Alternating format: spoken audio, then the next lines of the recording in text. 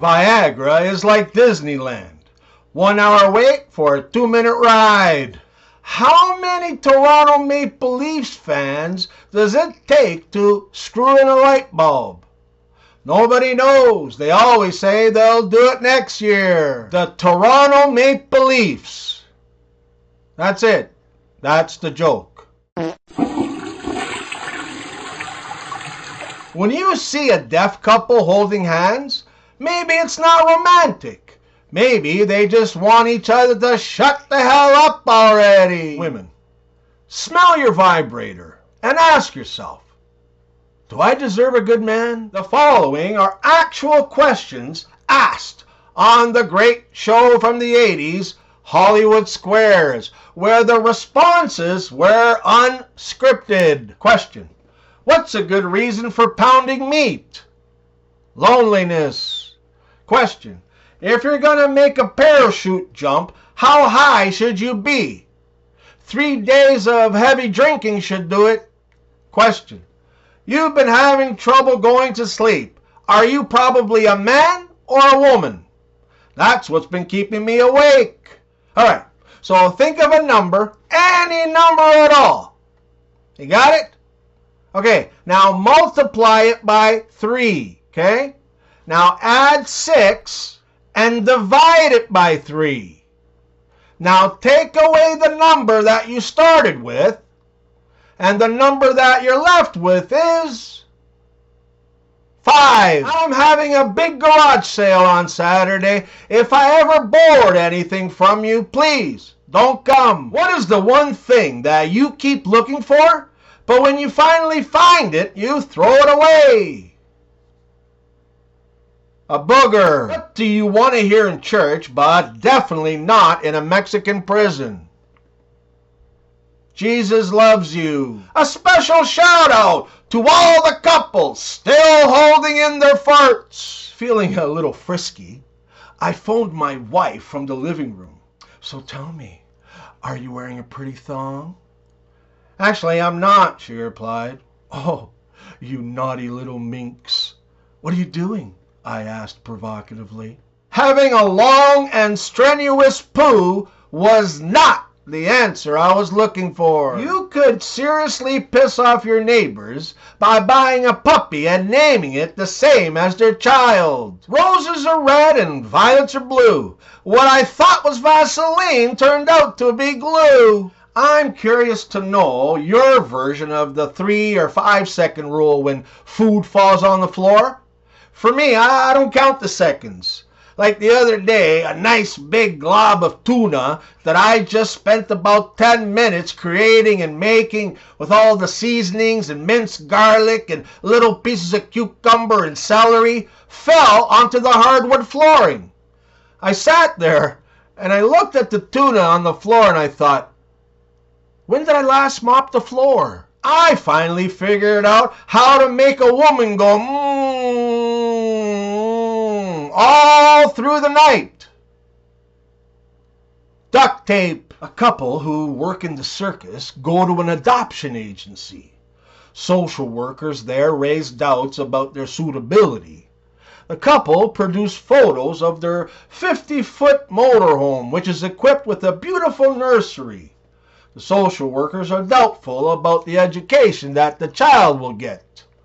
We've arranged for a full-time tutor who will teach the child all the usual subjects along with French, Mandarin, and computer skills. Well, then there are doubts about raising a child in a circus environment. Our nanny is an expert in pediatric welfare and diet. The social workers seem to be finally satisfied, and they ask, what age child are you hoping to adopt? The couple look at each other and say, it doesn't really matter as long as they fit in the canon. Everyone has kicked a pregnant woman at least once. Love yourself first, then go wash your hands. What do a butthole and a 9-volt battery have in common? We know that we shouldn't put our tongues in it, but we do it anyway. Car sex is never a problem. Where to park is. Before you start wondering if someone hates you or not, ask yourself why you give a shit. A woman goes into a dentist's office, and after her complete and thorough examination, the dentist says, "I'm sorry to tell you this, but I'm gonna have to drill that tooth out." Horrified, the woman replies, "Oh no, I'd rather have a baby." To which the dentist replies, "Well, make up your mind, I'll have to adjust the chair." I was talking to this pregnant woman at the doctor's office the other day, and I said, "So, what do you hope it is?" And she replies, "My husband's." The beloved George Wendt, who played the iconic character Norm on the show Cheers, passed away at 76. Every time he'd enter the bar, they'd all say, "Norm!"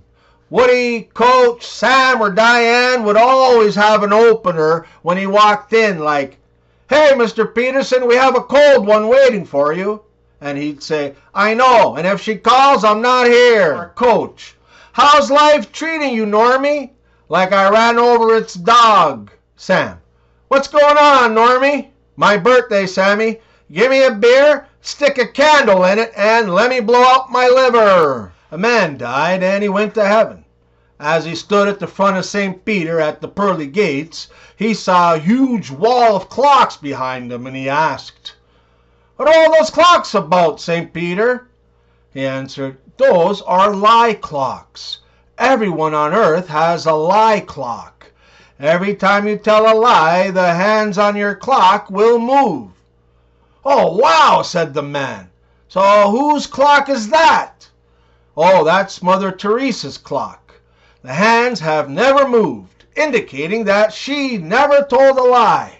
"Incredible," the man said. "That's Abraham Lincoln's clock. The hands have only moved twice, telling us that Honest Abe told only 2 lies in his entire life." "Oh, wow. So interesting. And so, St. Peter, please tell me, is there a clock for the Canadian government?" "Oh, yes, there is. It's in Jesus' office. He's using it as a ceiling fan. I finally found my wife's G-spot. Turns out her sister had it the whole time. I rushed to the hospital this morning. The doctor says your wife has been in a terrible accident, and she's got an 8-inch wide gash." I said, "I know, Doc, but has she suffered any injuries?" Frog phones a psychic hotline and is told, "You're gonna meet a beautiful young girl who'll want to know everything about you." The frog says, "Wow, this is great. Now, will I meet her at a party or what?" "No," says the psychic, "you'll meet her next semester in her biology class."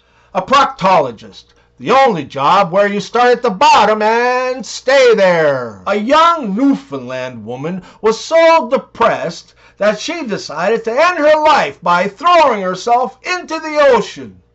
But just before she could throw herself from the docks, a handsome young man stopped her. "You have so much to live for," said the man. "I'm a sailor, and we're off to Italy tomorrow. I can stow you away in my ship if you want. I'll take care of you. I'll bring you food every day and keep you happy." With nothing to lose, combined with the fact that she'd always wanted to go to Italy, the woman accepted. That night, the sailor brought her aboard and hid her in a small but comfortable compartment in the holding area. From then on in, every night, he'd bring her a couple of sandwiches, a bottle of wine, and make love to her until dawn. 3 weeks later, she was discovered by the captain doing a routine inspection. "What are you doing here?" asked the captain. "I have an arrangement with one of the sailors," she replied.